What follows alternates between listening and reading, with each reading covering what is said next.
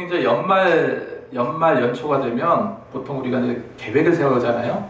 노트북이나 다이어리를 가지고 나는 이렇게 살아야지. 내년엔 이런 계획을 세워야지. 근데 그렇게 하면서 한 해를 살아갑니다. 근데 여러분 계획에 대해서 생각해 보셨어요? 계획이 무엇입니까? 계획은 내가 이루어 나갈 인생의 설계도라고 볼 수 있겠죠. 그죠? 그런데 우리가 그렇게 굳게 결심하고 내가 세운 그 설계도에 따라서 착착착 진행해 나가려고 하지만 연초에 몰아치는 그 인생의 폭풍 속에서 자주 우리가 무기력하고 찢겨지는 그런 경우가 많아요. 그래서 그 설계도에 맞춰서 제대로 인생의 어떤 공사를 하지 못하고 주저앉는 경우가 많다는 거죠. 그럴 마음이라도 있다면 행복한 거죠. 아예 무기력하게 그렇게 지내는 사람도 있을 거라고 생각합니다. 여러분, 그래서 느끼는 거, 우리가 계속해서 느끼는 게 뭡니까? 우리는 정말 약한 그릇이에요. 약한 그릇. 여러분, 사기 그릇 세게 안 던져도 그냥 툭 떨어뜨려도 툭 깨지잖아요. 그와 같습니다. 우리 마음이. 우리가 세운 계획이 어떤 벽을 만나잖아요. 벽을 만나면 좌절하고 현실 문제에 부딪히면 깨지기 일쑤라는 거예요. 왜 그렇습니까? 우리가 내 힘으로, 내 지혜로 2026년도라는 집을 지으려고 하는데 그게 제대로 되겠습니까? 하지만 저는 내 설계도가 아니라 하나님께서 세워주신 그 설계도에 따라서 2026년도를 준비하자, 이렇게 강력하게 말씀드리고 싶어요. 여러분, 우리 인생은요, 하나님께서 이미 성경에 완벽하게 설계해 놓으셨어요. 믿으시죠? 내가 세운 계획은요, 틀릴 수 있어요.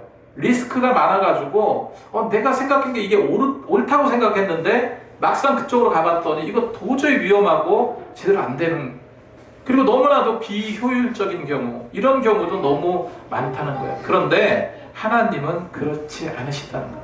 에베소서 2장 10절 오늘 말씀입니다. 오늘 말씀에 이렇게 선포하고 있어요. 우리는 그가 만드신 바라 그리스도 예수 안에서 선한 일을 위해서 지음받았나니, 그러니까 우리가 선한 일을 위해서 지음받았다, 설계되었다는 거죠. 이 일은 하나님이 이전에 예배하사 미리부터 세워놓으셨어요. 그 가운데 행하게 하려 하심이라. 이 말씀에서 우리의 존재에 대한 명확한 답을 우리가 할 수 있어야 됩니다. 여러분, 우리는 하나님의 선한 일을 위해서 지음받았다는 거죠. 이 일이 전부터 계획되어 오셨는데 단지 우리의 어떤 실존적인 존재에 대해서는 하나님의 선한 일이라는 목적을 세우셨지만 완전히 그 목적대로 나가기 위해서 하나님은 우리에게 인생의 프로젝트를 주셨어요. 그것이 선한 역사 위에 행하며 나가라는 명령입니다. 이 말씀이 에베소서에 기록되어 있는 말씀인데, 바울이 로마 감옥에 있을 때요, 에베소 교회와 소아시아 성도들에게 보낸 편지들이에요. 이 오늘 말씀이 그렇다는 거죠. 바울이 이 편지에서 가장 강조한 것은요, 구원이라는 것이 무엇일까? 구원은 전적으로 하나님의 은혜로 주어졌고 그 은혜 안에서 새로운 공동체와 새로운 삶이 열린다는 거예요. 1절에서 3절까지 말씀에서 인생의 절망적인 상태를 언급하고 있습니다. 그 절망적인 상태는 뭐냐면 죄와 허물로 죽었었고 세상 풍조에 따라서 우리가 살았지만 공중권세 잡은 자에게 속해 있고 육체적인 욕심에 따라 살았고, 그래서 우리는 진노의 자녀로 살았던 우리였는데, 그렇기 때문에 우리는 하나님을 찾을 가능성은 0%다라는 결론을 내요. 그래서 4절 7절 말씀에 보면 이런 죄로 인해서 우리 인생들은 사망 선고가 내려졌어. 사망 선고가 내려진 인생에 대해서 누가 개입하십니까? 하나님께서 개입하셨다. 그래서 우리 인생의 그 완전한 절망 사이에 긍휼이 풍성하신 하나님께서 개입해 들어오셨다. 그래서 우리를 살리시고 예수 그리스도와 함께 살리시고 함께 일으키시고 함께 하늘에 앉히시고, 그 모든 작용이 뭘로 됐다는 겁니까? 하나님의 은혜로 이루어졌음을 또 말하고 있어요. 그리고 8절 9절 말씀에 그럼 우리가 어떻게 구원을 받는가? 너희가 그 은혜로 말미암아 믿음으로 말미암아 구원을 받았느니. 자, 어떻게 구원받는다고요? 믿음으로 말미암아 구원을 받았나니. 이것이 너희에게서 난 것이 아니라, 너희가 어떻게 자의적으로 한 것이 아니라 하나님의 선물이라는 거예요. 행위에서 난 것이 아니라 누구든지 이를 자랑하지 못하게 하려 함이라. 그래서 구원은 전적으로 하나님의 은혜로 이루어진 것이고 우리 인간이 그 구원을 이뤄내는 데는 단 1%도 기여한 바가 없다라고 말하고 있는 거예요. 그 논지에서 바울은 최종적인 결론이 오늘 10절 말씀에 우리를 그가 만드신 바라 라고 말씀하십니다. 하나님께서 우리를 설계하시고 우리 인생을 완성하셨다는 말이에요. 자, 여기서 기억할 것이 한 가지 있습니다. 하나님께서 우리를 만드셨다고 했거든요. 우리를 만드셨다. 여기서 만들다라는 말은 헬라어로 포이에마라는 단어예요.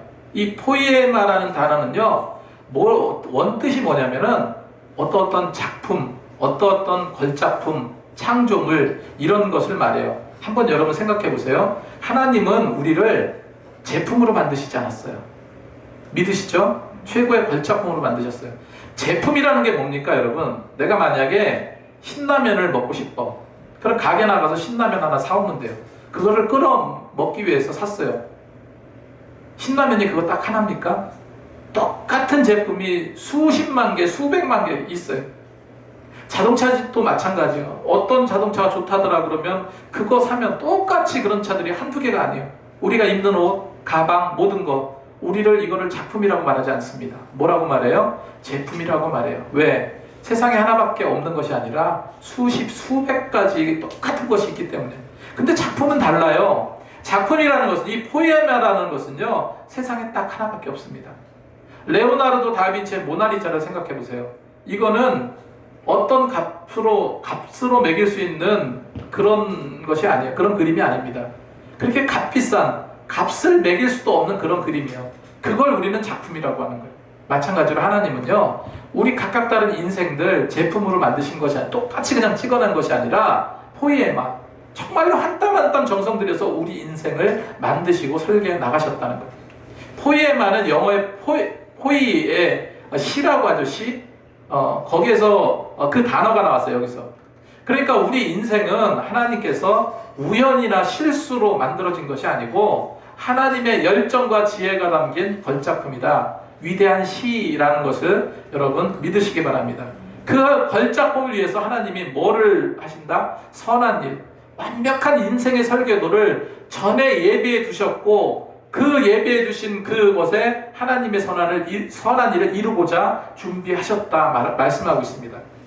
여러분, 2026년도가 한 달 남았어요. 내가 무엇을 그릴까? 무엇을 생각할까? 무엇을 할까? 하나님이 만드셨다고 했죠. 포이에마.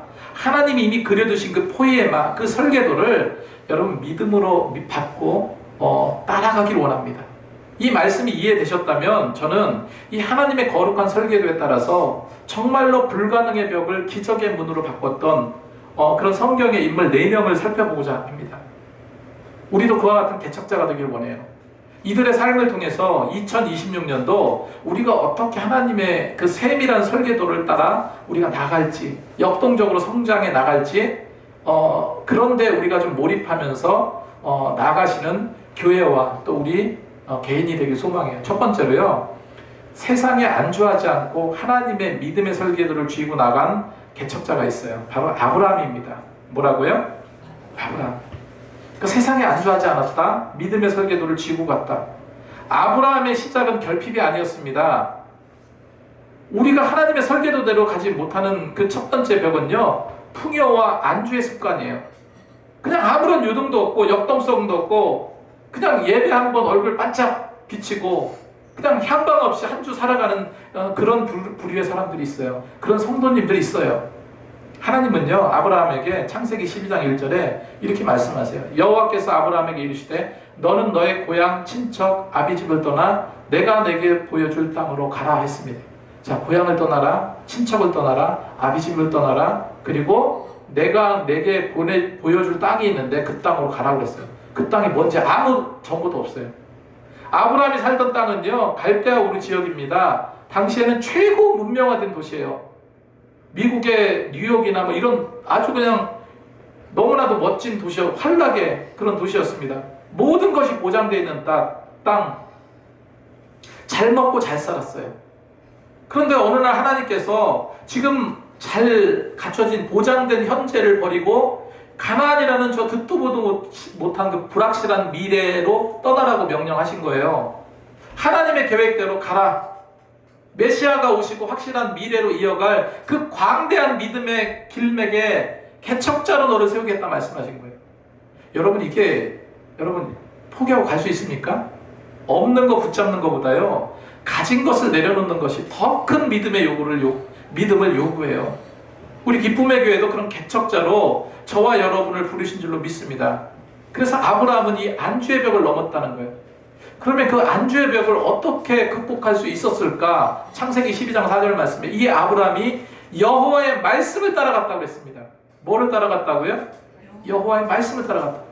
여러분 단순해요. 그냥 아브라함은 그냥 믿음으로 말씀 잡고 간 거예요. 말씀 잡고. 더 놀라운 것은 뭔지 아세요? 아브라함이 그곳이 어딘지 알고 간 게 아니에요. 갈 바를 알지 못했다고 성경은 기록하고 있어요. 히브리서 11장 8절에 믿음으로 아브라함은 부르심을 받았을 때 순종하여 장래의 유업으로 받을 땅에 나아갈새 갈 바를 알지 못하고 나갔다. 그런데 그렇게 떠난 약속의 땅, 자 하나님께서 부르셨어요. 잘 먹고 잘 살았던 갈대아 우르 지역을 떠나서 가나안으로 가라 했는데 뭐 많이 좀 기대도 되고 걱정도 됐을 거 아니에요? 막상 갔어요. 가봤더니 이거 완전 황무지야. 막상 땅에 도착했는데 어떤 일이 일어났냐면 창세기 12장 10절 말씀에 그 땅에 기근이 들므로. 놀랍지 않습니까? 하나님께서 야 내가 너 책임질게 걱정하지 마. 너 하늘의 별같이 바다의 모래같이 번성할 거야. 그 땅만 가기만 하면 했는데 막상 약속의 땅 와보니까 뭐가 들었어요? 기근이 났다.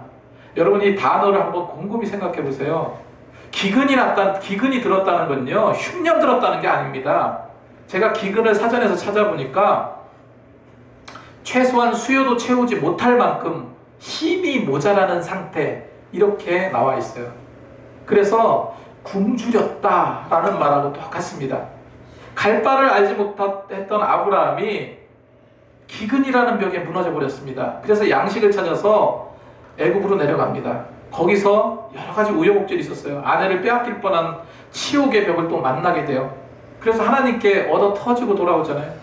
여러분 우리 26년도 내년 26년도에 정말로 내가 세운 계획이 아니라 하나님의 설계도를 따라 움직이시는 저와 여러분이 되길 원합니다. 그래서 하나님의 설계를 따라가는 정말로 영혼의 개척자들이 되기를 원해요. 하나님께서 못 맡기시지 않으면 교회 부흥도요 또 우리의 어떤 신앙 성장도 있을 수가 없어요. 그런데 아브라함이 또 다른 상상의 벽을 상상할 수 없는 그런 벽을 맞닥뜨려요. 25년 동안 겨우 기다렸는데 자기 사랑하는 아들 이삭 이제 뭔가 좀 숨통이 좀 트이나 싶었는데 하나님께서 그 아들을 제물로 바치래요. 이게 모순적이잖아요. 하늘의 별과 땅에 모래같이 민족이 번성하리라 했는데 그 씨앗이 되는 자기 아들을 죽이래요. 번제로 드리래요. 내가 하늘의 별과 같이 땅의 모래같이 번성케 하마 그러기 위해서 그 번성의 씨앗인 이삭이라고 생각을 했는데 그를 죽이신다고요? 이런 모순이 어디 있습니까? 그죠? 그런데 아브라함은 이 모순의 벽 앞에 순종합니다. 순종했는데 순종은 그냥 나오지 않습니다. 그 순종할 부모가 어디 있어요? 간단해요. 아브라함이 왜 순종했는지 아세요? 아브라함이 순종한 이유는 너무나도 간단합니다. 아브라함은 원래부터 하나님께서 자기 아들을 죽이시지 않으실 거라는 사실을 알았어요. 설령 하나님께서 죽이신다 해도 다시 살려내실 거라는 것을 믿었다는 거예요. 결국은 믿음이라는 거예요. 결국은 히브리서 11장 19절 말씀에 그가 하나님이 능히 이삭을 죽은 자 가운데서 다시 살리실 줄로 생각한지라. 아브라함이 그랬다는 거예요. 다시 살리실 줄로 생각했다. 결국 하나님은 이삭을 죽이지 않으셨어요. 풀숲 앞에 있는 양을 잡아서 제사를 드립니다. 그때 아브라함은 친히 준비하신 하나님을 찬양합니다. 그래서 여호와 일의 하나님, 우리를 미리 예배하시는 그 하나님을 선포해요. 여러분 지금부터 내 삶의 방향이 정말로 세상에 치우쳐 있다고 생각하신다면 하나님께로 옮기는 작업 하시기 바랍니다. 정말 우리의 삶의 해결사이신 하나님께 붙었으면 좋겠어요. 그냥 다 달라붙으세요. 그냥 우리가 2026년이라는 새로운 터널을 지나가야 되거든요. 지금 2025년도에 부족한 점이 있고 어려운 점이 있지만 2026년도에는 정말 고속도로 뚫고 나가는 것처럼 그런 힘과 또 그런 에너지가 좀 있었으면 좋겠어요. 그래서 26년도에는 기쁨과 설렘으로 가득 찰 거라고 좀 믿습니다. 자, 2026년도 설계도에 기근이 있을 수가 있습니다. 그죠? 2026년도 하나님의 설계도 안에 이삭을 바치라! 이해할 수 없는 고난의 벽이 있을 수도 있어요. 하지만 하나님처럼 아브라함이 아브라함처럼 하나님을 여호와 이레로 선포하고 가자는 거예요. 우리 순종이 끝나는 그 지점에서 하나님의 준비하심이 예비되어 있을 줄로 믿습니다. 자, 두 번째로 안 될 수밖에 없는 상황 여러분 생각해 보고 계시죠? 이건 도저히 안 돼. 이건 안 될 것 같아. 배운 것도 없고 가진 것도 없고 나이도 많고. 여러분, 두 번째 인물 갈렙을 말씀드리고 싶어요. 특히 우리 기쁨의 교회 연령층 높은 분도 많이 계시고, 그리고 또 이제 이런 생각에 다 40대 넘어가시고, 이 나이에 내가 무슨 일을 할까? 이 중에 여러분 85세 이상 되신 분 계세요? 우리 이경옥 권사님 빼고 우리 교회는 아직 없어요. 85세까지 올라가신 분이. 지금 갈렙이 85세 나이에 최고의 전성기를 입어요. 그는 포기할 줄 모르는 하나님의 비전의 설계도를 따라 행동했다는 거예요. 갈렙의 나이가 40세 때 가나안의 정탐꾼으로 뽑혔어요. 거기서 어마어마한 벽을 만나게 되는데, 그가 마주한 벽은 가나안의 환경이 아니었습니다. 거인자 족속인 안악자손이 아니었어요. 진짜 벽은 동료들이었어요. 동료들. 민수기 13장 33절에 이제 거기 가서 정탐하고 돌아오잖아요. 가나안을 정탐하고 돌아오는데 가서 뭐라고 말하는지 아세요? 많은 백성들 모아놓고 한다는 얘기가, 우리는 거기 능히 올라가지 못하리라. 능히 올라가지 못해서 그 백성들을 차지하지 못하리라. 그들이 우리보다 강하니라 하고, 우리는 스스로 보기에도 메뚜기 같으니, 이렇게 말하고 있어요. 고작 12명의 정탐꾼, 그 중에 10명의 정탐꾼의 데이터와 현실적인 분석과 이런 것을 근거로 하나님의 약속을 덮어버렸습니다. 그래서 백성들이 그 보고 소식을 듣고 그 자리에 앉아서 엉엉 울고 난리가 났어요. 여기서 끝이다. 이제라도 우리 애굽에 다시 돌아가서 종살이 하자. 가장 힘들게 하는 것은요, 패배감의 정서예요. 패배감의 정서. 안 될 것 같고, 실패할 것 같고, 사람들이 이거 하면 비웃을 것 같고, 나처럼 능력 없는 자가 별의별 패배의식이요, 우리 심령을 마구마구 헐뜯어놔요. 마구마구 찔러버립니다. 마구마구 파놓아버려요. 교회적으로 개척 시기는 끝났다. 교회 하기는 1%도, 부흥해서 성장하는 건 1%도 안 된다더라. 여러분, 이거 패배감입니다. 이런 패배감이 팽배해 있어요. 저는 이런 패배의식이 한마디로 메뚜기 정서라고 생각해요. 메뚜기 정서. 얼마나 비참한 결론입니까? 그런데 아니에요. 하나님의 뜻대로 나간다면요, 하나님의 뜻대로 우리가 나간다면 주저앉을 일이 없습니다. 이런 패배감에 갇혀있을 이유가 없어요. 왜요? 하나님은 이미 미래의 모든 것을 다 설계해 놓으셨거든요. 설계도대로 우리는 나가기만 하면 되는 거예요. 거기서 만나는 벽이 무서운 벽이 될 수가 없어요. 넘지 못할 거라고 우리가 먼저 그거를 놓고 겁내거나 두려워할 필요가 없다는 거예요. 갈렙이 그랬습니다. 갈렙은 달랐어요. 갈렙은 그 패배감의 벽을 향해서 포효합니다. 민수기 14장 8절에 갈렙이 모세 앞에서 백성들에게 조용하게 하고 이르되, 우리가 곧 올라가서 그 땅을 취하자 능히 이기리라. 그들이 우리 먹이라. 메뚜기가 아니라 그들이 우리의 먹이라 라고 선포합니다. 이런 승리의 표본이 그때 이후로 무려 45년이나 흘러서 85세가 됐고 비로소 가나안 정복이 시작됩니다. 그리고 이제 안주해야 될 그런 나이임에도 불구하고 하나님께서 약속해 주신 그 설계도, 하나님께서 약속해 주신 그 약속의 말씀을 믿고 여호수아 앞에 그 약속의 말씀을 펼쳐놓잖아요. 여호수아 14장 11절 12절 말씀에 이렇게 기록하고 있습니다. 오늘 내가, 갈렙의 고백이에요. 갈렙의 고백. 오늘 내가 85세로 돼 모세가 나를 보내던 날과 같이 오늘도 내가 여전히 강건하니 내 힘이 그때나 지금이나 같아서 싸움이나 출입에 감당할 수 있으니 그날의 여호와께서 하신 말씀, 이 산지를 지금 내게 주소서. 이 얼마나 가슴 뛰는 고백입니까? 그냥 노후에 편히 쉴 땅을 주옵소서, 이게 아니에요. 이렇게 말한 게 아닙니다. 지금 그 산지, 지금 정복한 땅이에요.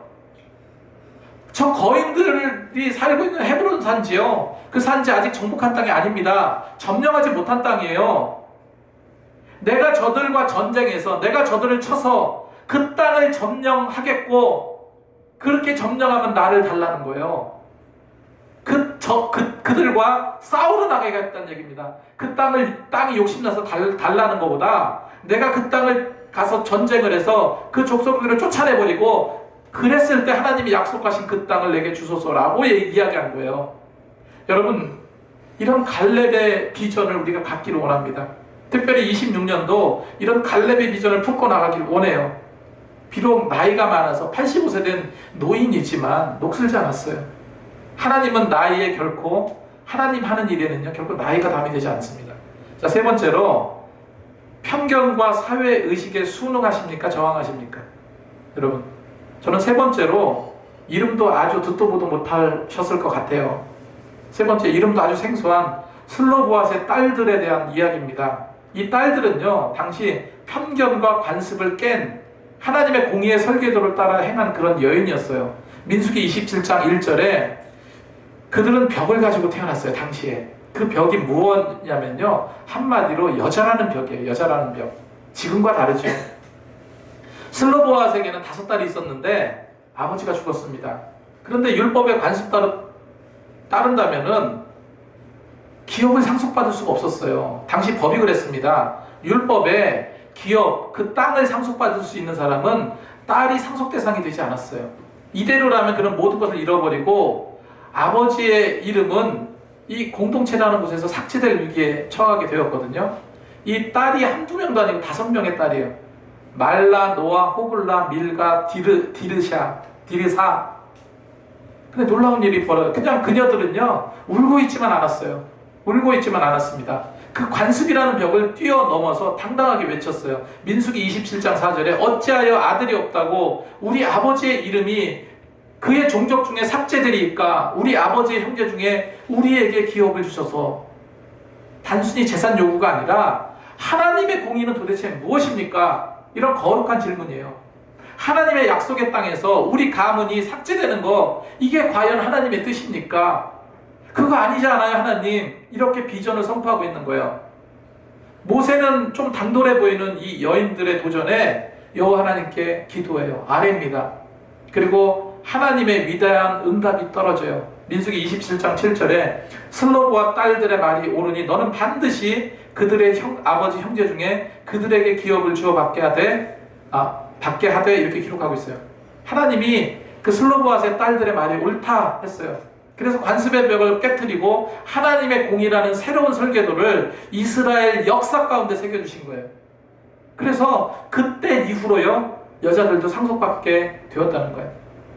제가 지난주에 요 주변을 전도하는데 등치가 막 이렇고 보기에도 무서운 분이, 남자분이, 게다가 그런 분인데, 그런 보기에도 무서운 분인데 술이 잔뜩 돼서 얼굴이 빨간 거예요.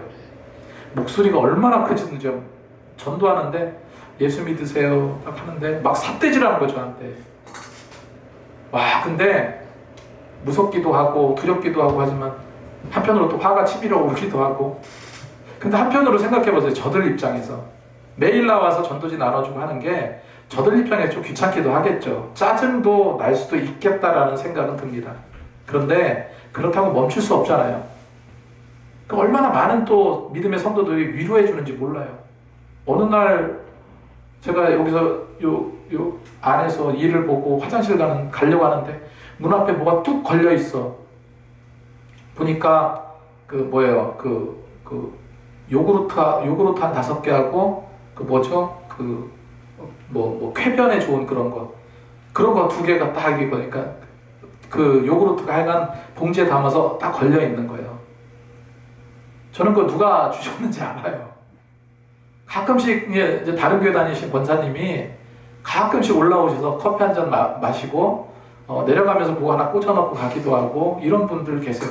저기 있는 앞에 있는 화분, 그것도 전도하는데 다른 집사님이 가져오셨어요. 여기까지. 정말로 너무나 이 마음에 감동을 주는 분 많아요.